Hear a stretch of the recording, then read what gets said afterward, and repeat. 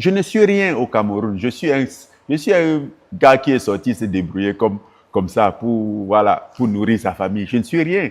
Je n'ai aucun pouvoir dans l'administration. Oui, mais vous avez une certaine notoriété, on est bien d'accord. Tu vois. Aujourd'hui, j'ai un canoë de sauvetage. Je ne peux pas mettre tout le monde dans ce canoë de sauvetage. Sinon, on va tous couler. Oui. Donc, la meilleure solution, ce serait qu'on repart le navire. Et tout le monde va être sauvé. Je me bats. Ce que je peux faire pour aider, je le fais. Ce que je ne peux pas, je reste à l'écart. J'ai le sentiment d'être rejeté par les Camerounais. Pour quelle raison, je ne sais pas. Et il y a eu certains événements. Et le plus récent, par exemple, c'est l'accident que j'ai eu au mois d'avril. Oui, on va revenir là-dessus tout à l'heure. Ouais. Oui. Et j'ai eu un accident. Et ce qu'il en est ressorti de ça, c'est que, bon, j'ai fait l'accident parce que j'ai pris la photo avec elle. J'ai fait l'accident parce que... Si ceux qui sont, en fait, les miens sont ceux qui me jettent dans la gueule du loup, je fais quoi? Je me sens isolé. Je me retrouve dans une situation au Cameroun aujourd'hui qui est un peu sensible.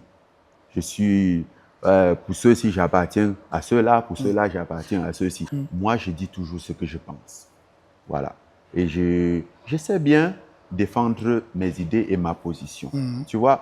Donc, je n'ai pas besoin des gens à estimer ce que je pense. J'ai quand même eu une éducation de la vie qui m'a appris que quand on te donne à manger, quand tu as mangé pour maintenant et que tu ne sais pas c'est quand le prochain repas, il faut penser manger un peu, garde le reste. On a l'impression que notre secours viendra de l'extérieur. On a besoin de compassion, plus besoin de reconnaissance compassion des autres, que de solutions. Et je pense que c'est même ça qui provoque tous ces sentiments de oui, il n'a pas parlé. Il faudrait que nous tous, on puisse refléter ce qu'on veut. Tu vois, qu'on puisse se regarder dans le miroir et dire, OK, voici le changement que je veux, voici l'image du lendemain que je veux. Vous n'auriez pas voté pour le président Paul Biya? Non. Pourquoi? Je pense que aujourd'hui, après 43 ans, il a quand même donné ce qu'il a pu donner. Mais la raison majeure, ce serait que s'il avait été mon père ou mon grand-père, moi-même, je ne l'aurais pas conseillé. Voilà. Donc, c'est aussi simple que ça. Je pense qu'à un certain moment, voilà, la nature prend le dessus. Oui. Comment réagissez-vous d'abord au fait que quelqu'un comme Samuel Eto'o soutienne Paul Biya pour qui il aurait voté s'il a voté?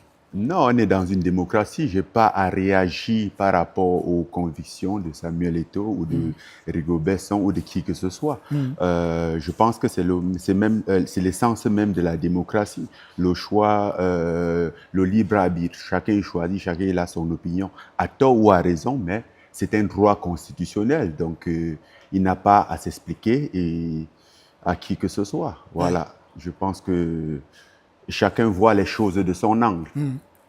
Pour le pays, oui, on en parle, mais sans toutefois aborder des questions politiques. Moi, bon, je pense, j'ai déjà dit une fois que je ne faisais pas la politique, même si je crois m'être trompé à l'époque parce que on fait la politique ou la politique nous fait. Ouais, d'une façon ou d'une autre. Voilà, d'une façon ou d'une autre, mais c'est pas mon quotidien. Ouais.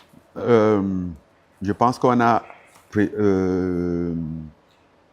fait savoir au monde entier comment on est divisé, comment entre nous, on n'est pas unis. Tu vois, c'est vrai qu'aujourd'hui, on peut tout adresser, on peut accuser le gouvernement de tout, mais il est quand même important que nous, Camerounais, qu'on se dise les vérités à un moment donné et qu'on prenne nos responsabilités en main. Oui. On va voir certains gens, je ne sais pas si c'est le déni ou c'est quoi, mais qui vont nous dire tout va bien et qui sont peut-être contre ceux qui disent que ça ne va pas. Oui. Et il m'est arrivé quelquefois peut-être d'être quelque part et il y a quelqu'un qui va arriver et peut-être regrouper quelques jeunes pour leur parler et il va leur dire non, tout va bien, comme ça, le Cameroun. Je me dis, mais lui là, comment il a fait pour arriver ici, au fait? Et je vais faire un tour autour de sa voiture pour voir si sa voiture a les ailes qui se déploient. Parce que si c'est pas, c'est sûr qu'il n'a pas pris la même route que moi, sinon il n'aurait pas tenu ce discours-là. Tu vois. C'est-à-dire les mauvaises routes, quoi. Voilà, les mauvaises routes, les mauvaises conditions de vie. À votre avis, est-ce qu'on peut dire que le Cameroun est en paix en ce moment? Non. Non.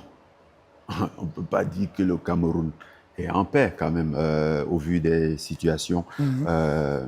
D'ailleurs, les arrestations massives qui sont au Cameroun, j'ai été contacté l'autre jour par des gens dans mon village de Batié qui criaient, qui me disaient « Oh, on a attrapé les tels, les tels, les tels. » Pourquoi? Parce qu'ils sont restés à la maison.